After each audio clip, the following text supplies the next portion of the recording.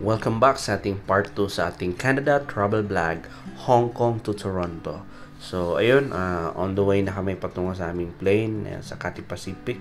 No? So, natapos din yung 11 hours na layover natin dito. And nag-enjoy kami sa airport kasi sobrang ganda ng airport ng Hong Kong. And ngayon po ay andito na po kami sa loob ng plane.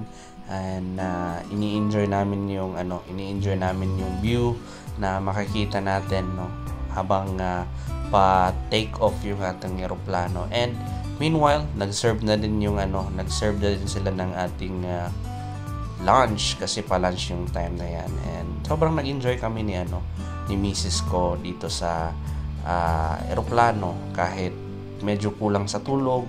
And na-experience namin na 10 kami lumipad.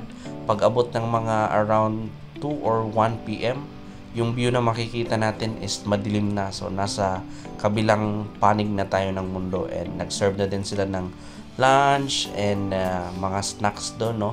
So, sobrang ganda. And at this time po, nakikita na po natin yung view ng Canada. But I'm so disappointed kasi walang snow nitong time na to. Pero sige lang. Ayan, nasa airport na kami. And nakuha na namin yung baggage namin. Hinihintay na lang namin yung magsusundo sa amin. And free pala yung tubig dito. So, ito yung pinaka first time na paglabas namin sa airport.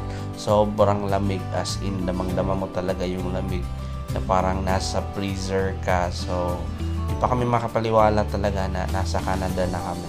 So, ito yung time na nasa labas na kami. Yan, yun na yung umuusok-usok na yung aming bibig. So, andito na yung susundo sa amin.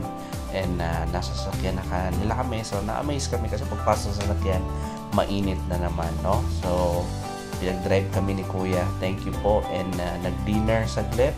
And nandito na kami sa aming munting tahanan. So, abang-abangan nyo po yung next na mga vlog natin patungkol sa Canada, paano namin ginawa. Step by step po.